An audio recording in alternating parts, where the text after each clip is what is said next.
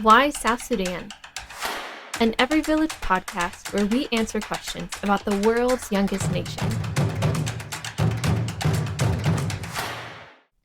The question of the day is, what does a trip to South Sudan look like? Hello, everyone. My name is Tiana Johnston, and I am the host of this podcast called Why South Sudan? Today, we are going to change it up a little bit, and as much as we've enjoyed hearing from Andrew Brown, Executive Director of Every Village, we have a special guest today. We have Blake Jones, who is the project manager here at Every Village with us here. Hey, happy to be here. Thanks, Tiana. Yeah, so glad you're here. So today we're going to be talking about trips, which you are the master of trips. Maybe. But I actually want to hear a little bit first about who you are. How long have you been here with Every Village? Kind of give us a little intro of who you are. Yeah, thanks. Yeah, so as Tiana said, name is Blake Jones. Title is project manager for Every Village, which I can talk about what that means here in a bit. But personal life, so I'm married to my wife, Katie, and we just had our first baby, a little girl named Navy Jane Jones, on October 4th. So she is coming up on 3.5 months, years of age, and awesome enough, she actually rolled over for the first time yesterday, which was pretty cool to see. It's a little personal life. We live here in Houston in the Jersey Village area, and I have been with Every Village twice. This is my second stint, so I've been in this role as project manager since June of 2022, and that title is kind of confusing here in the States, but it's a split role. So I do 50% of my time is in fundraising and development, specifically partnering with churches, and then about half my time I spend working with our team and our operations director, Brad Belis, and Daniel Lowell, country director in South Sudan, and our teams there on projects that we have, construction projects, and also just general team dynamics there in the South Sudan. But so that's my first stint, or my second stint. My original stint was right out of college. In 2011, I graduated, and I moved to Uganda to teach homeschool to children of missionaries with Every Village at the time. So it was just going to be a one-year assignment. And I really wasn't going to work with Every Village specifically, but with this family that I knew from my home church, the Livingstons, who were living in Uganda, and they needed some help homeschooling kids, particularly in math and science, which was my background in college. And so I went over for a year. It was my intention. I was going to come back and go to grad school and go on and work in geology. But like the day I got there, the night I got to Uganda, driving down the road from the airport, and I just fell in love with Africa like that day. And a few weeks later, I was like, there's no way I can leave after a year. So anyway, what was supposed to be a year ended up being 3. So I did different roles in those 3 years, did the homeschool the first year, and the remaining 2 years I was working with our radio team and helping develop out one of our missionary compounds, and was able to travel back and forth to Uganda, South Sudan, and Houston during those 2 years. So it was a really cool time. And then I left and worked in engineering sales for about 7-8 years, and then I came back a year and a half ago. So it was maybe too much. No, it's great. You've actually joined...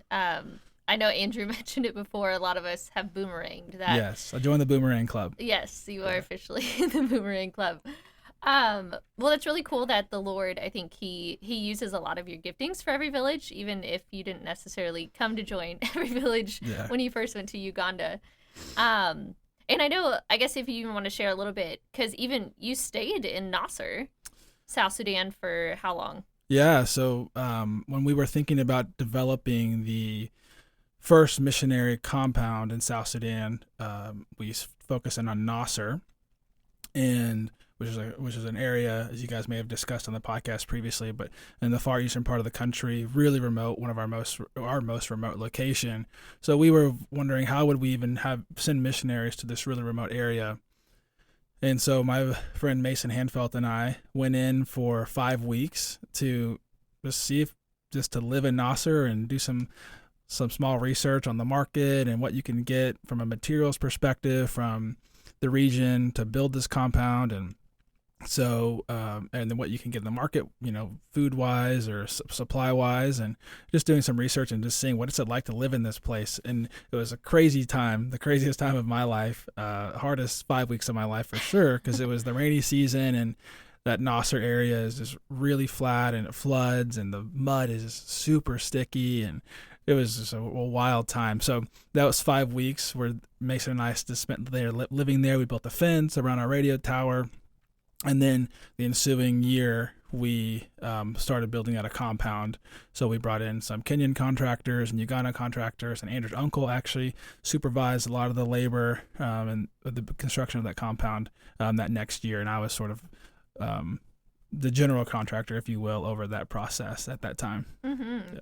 I think it's funny that, a lot of us would describe our time in South Sudan was like good and hard at the same time. But even the hard, it doesn't scare us away. Like we still go back because we love it so much. Yeah.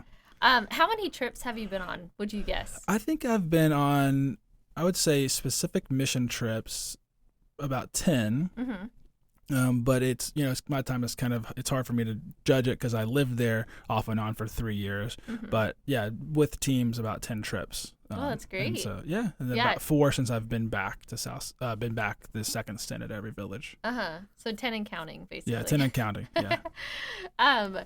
So today we are going to talk just about trips and what trips look like, and so kind of just want to leave it up to you of what you think is best to share, and we can always elaborate a little bit more later at a later date, but kind of what do trips look like, who goes on trips, and maybe even like what are goals that trip, like what's the purposes of trips. Yeah, it's really good. Yeah, let me start at a high level.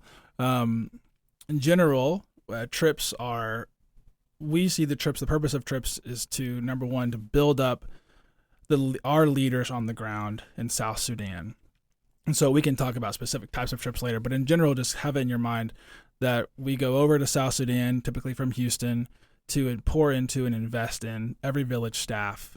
Either our staff for trainings or it could be Bible teaching, it could be mechanic training, pastor training, pastor conferences, or to build up we've done a trip to build up the children of our staff. So Tiana and I went with her husband Daniel and a gentleman named Jim Spence here in Houston to do a soccer clinic that was really focused on a small group of kids who are the children of our staff, to just pour into them, invest into them. And that's how we see trips. In the past, we've done some trips that were more where we were coming over and we were teaching Bible classes or we were repairing water wells, and we don't really want to do that anymore. We really want the South Sudanese to be leading the effort. And so that's why we see our purpose to build up the South Sudanese, specifically our leaders, to be able to do the work in South Sudan, to carry out the mission of every village, as you guys have discussed. So that's the high level goal of a trip, and that can take on many different forms that we can get into. But dialing down a little bit further, what's the nature, the essence of a trip? So typically they start here in Houston. It could be with a local church, or recently it's been a smaller groups of people that we're bringing to do specific Bible training with the partner that we have called World Hope Ministries International.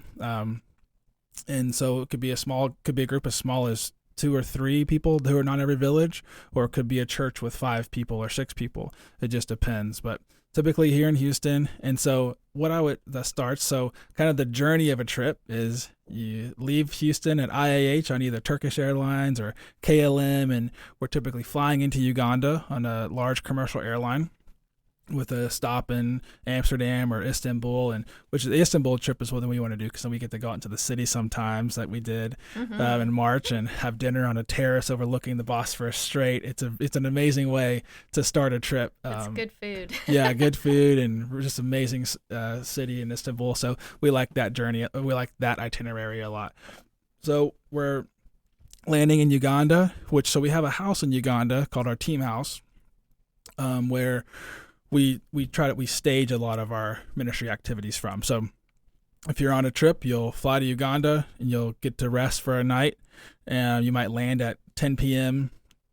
on a Sunday night, and at 8 a.m. or really more like 5 a.m. Monday morning, you're waking up and you're traveling to the airstrip in Kampala. Uganda, and you're getting on a single prop airplane with an organization called MAF, Mission Aviation Fellowship, who's been flying us for a lot of years, and they're flying us into South Sudan. So that's kind of the transportation. So the first part of a trip is, it's a pretty wild experience to be on these large commercial airlines. You're kind of going from the U.S. to Uganda, which is a developing nation, but a really beautiful nation. And then you go from Uganda on a small little airplane from Uganda to this dirt runway in South Sudan. So I don't know, you've done that many times, Tiana. You know what it's like, and it's a really surreal experience, I think, especially for first time people who are going. You can just think, man, where am I right now? How did I just rode on an airplane, a tiny little airplane, and landed in South Sudan, and you land on a dirt runway, and that's how the trip starts, and it's a pretty cool experience, I think, for people. You even feel like the temperature. You see the landscape change so much, but even like the temperature as you're in like Uganda, and it's like chilly and really, really cool in the morning, very and lush. Then yes, and then going to South Sudan where it's like dry and hot. Dry and hot.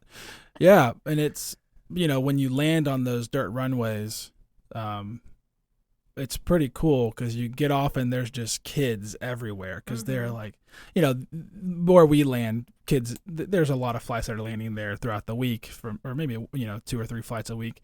So, but, they're just always surrounding the plane when you get off and you're unloading, and then you just get hit with the culture right away. And it's an amazing experience, I think, to be hit with culture that quickly in a new environment. So yeah, that's landing. And a typical trip day, I mean, if you're taking a trip with Every Village, you're signing up to go camping for 8 to 10 days in South Sudan. And sometimes it's literally camping in a tent, and sometimes it's you get to sleep in a house that's a local style kind of mud brick house that's got plaster over it that we've have in certain areas. But yeah, it's camping for a week or so, and living outside for a week and eating rice and beans or local food, really simple food.